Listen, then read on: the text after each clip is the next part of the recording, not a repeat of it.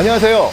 역사 속 재난 사건을 통해 안전의식의 중요성을 알려드릴 큰별쌤 최태성입니다.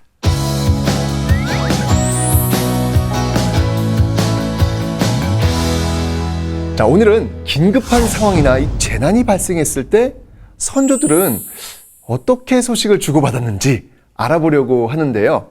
과연 무엇으로 어떻게 소식을 전달했을까요?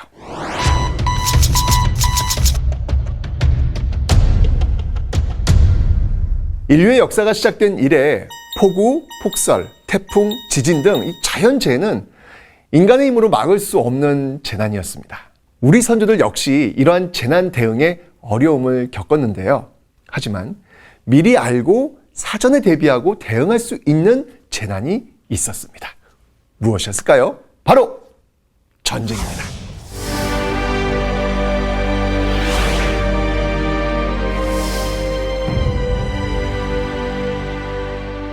사실 한반도는 지정학적 위치와 이 주변 국가들의 세력 싸움으로 크고 이 작은 전쟁이 자주 일어났었는데요. 특히나 이 국경에 인접한 지역에 사는 백성들은 자연재해에 대한 우려보다 전쟁에 대한 공포감이 훨씬 더 컸다고 합니다. 전쟁이 재난이었던 셈이죠.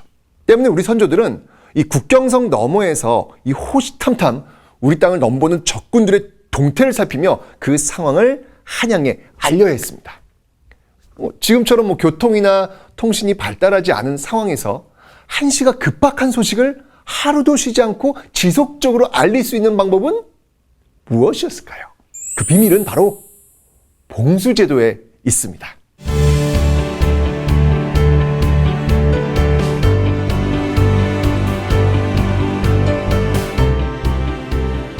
여러분 남산에 가보신 적 있으십니까? 남산에 가면 조선시대에 사용하던 봉수대를 볼 수 있는데요. 봉수대는 말 그대로 횃불을 뜻하는 봉과 연기를 뜻하는 수, 즉 이 횃불과 연기를 이용해 긴급한 정보를 알리던 그런 장소를 말합니다. 이 봉수제도의 역사는 꽤 오래되었는데 삼국사기나 삼국유사에서도 이 봉수제도와 유사한 제도가 있었던 것을 확인할 수 있습니다. 오늘날 알려진 봉수제도는 조선 세종시대에 완성된 것으로 알려지고 있는데요. 하지만 19세기 말에 새로운 통신수단인 전신과 전화가 도입되면서 1894년 봉수제도는 폐지되었습니다.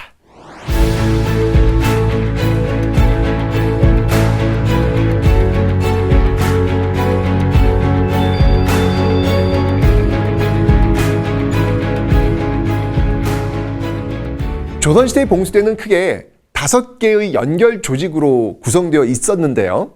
제1봉수는 북쪽 끝 경은 부근에서 시작해 한양의 아차산으로 도착하고 제2봉수는 남쪽 끝 경상도에서 시작해 광주 천림산으로 도착합니다.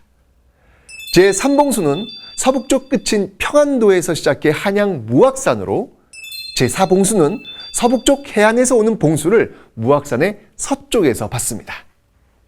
제5봉수는 전라 충청에서 시작해 양천의 개화산으로 도착합니다.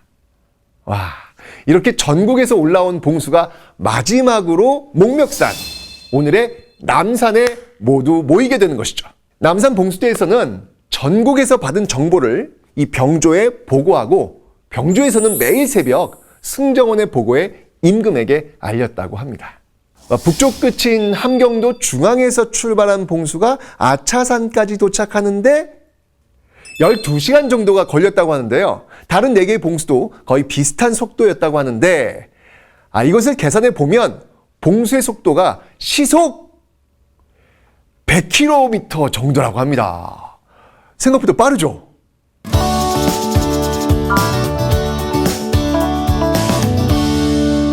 이 봉수는 단순히 불과 연기를 피운 것뿐만 아니라 그 봉화의 개수에 따라 서로 다른 뜻을 갖고 있어 이 개수로 정보를 파악했다고 하는데요. 예를 들어 보통 때는 한 개의 연기나 횃불을 올리고 적이 국경지대에 나타나면 2줄기, 적군이 더 가까이 다가오면 3줄기, 국경을 넘어오면 4줄기, 마지막으로 우리 병사들과 싸움이 벌어지면 5줄기를 올려 정보를 전달했다고 합니다.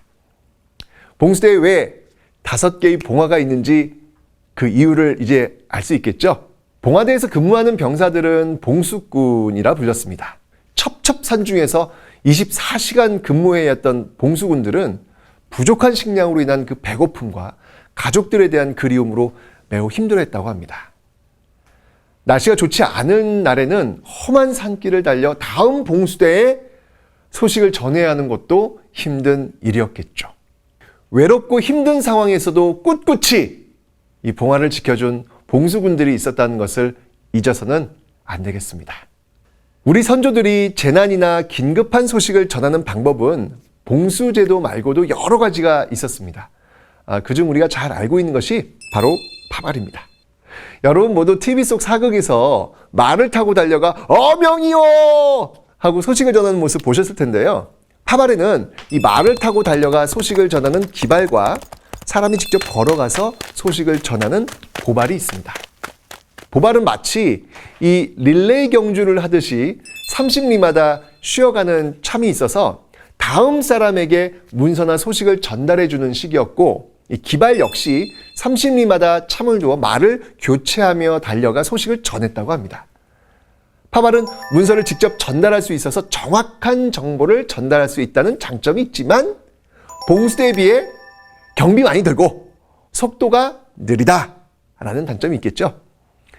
정보의 내용이나 경중에 따라 전달 방법을 선택하면 되겠죠.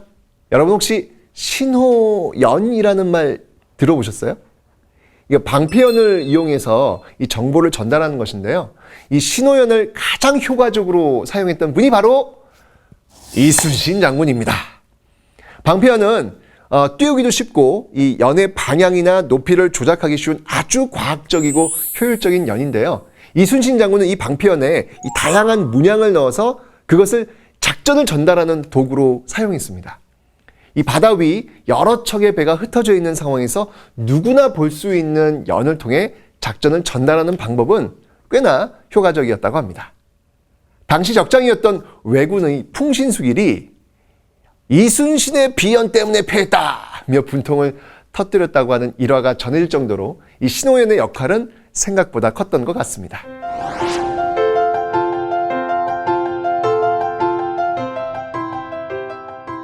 재난은 혼자서는 결코 해결할 수 없는 국가적이고 국민적인 일입니다. 국민 모두가 같은 정보를 공유하고 함께 대비하고 대응하면 피해를 최소화할 수 있기에 필요시 긴급 문자 메시지가 발송되고 있는데요. 불과 120년 전만 해도 봉수대를 통해 나라의 안전을 확인했었는데 짧은 시간 동안 이렇게 발전할 수 있다는 사실이 정말 놀랍죠. 이 재난과 같은 큰일이 아니더라도 만약의 상황을 미연에 방지하기 위해 우리 주변에서 발견할 수 있는 사소한 안전 문제 같은 것들을 안전 신문고를 통해 신고를 한 것도 안전한 대한민국을 함께 만들어 나가는 일 아닐까요? 우리 선조들이 그랬듯이 우리의 안전은 우리가 지켜야 하겠습니다.